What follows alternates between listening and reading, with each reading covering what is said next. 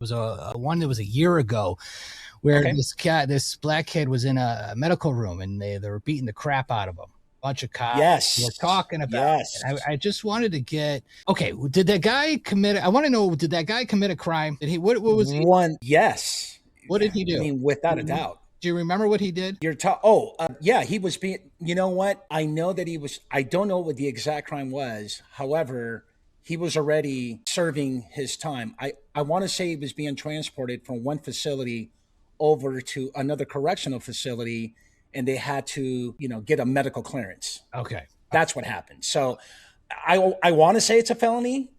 I can tell you it's not a misdemeanor. Well, that I can tell you for a fact. I'm telling you what the guy had, not the cops. I'll go back up here. I want to talk Yes. about. Okay, we're talking about. Yes. Yes.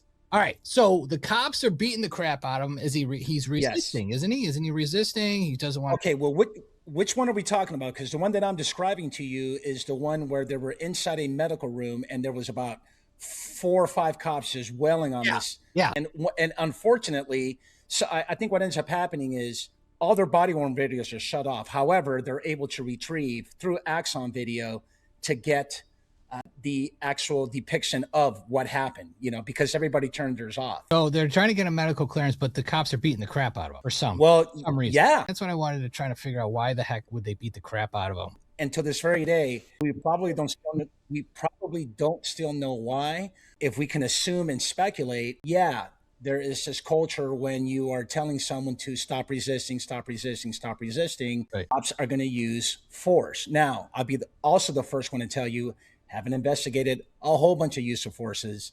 Let's make sure your audience understands that when you use force, it's ugly. It's going to look bad. And sometimes people are going to use force what you would consider to be excessive, and someone might not. But in this one, yeah, dude, they were way over the top. I think at one point they tried to stick a white cloth in his mouth for him not to, there it is. There's the one. So I took it upon myself to show incidents like that to say that, hey, we don't need bad actors and we don't need bad apples. As a matter of fact, that particular incident, they got convicted and they got what they deserved. I will say this, and maybe you haven't heard this quote, but I will throw it out there because we can all agree with this quote. And this is in our culture, is that nobody hates a bad cop more than a good cop.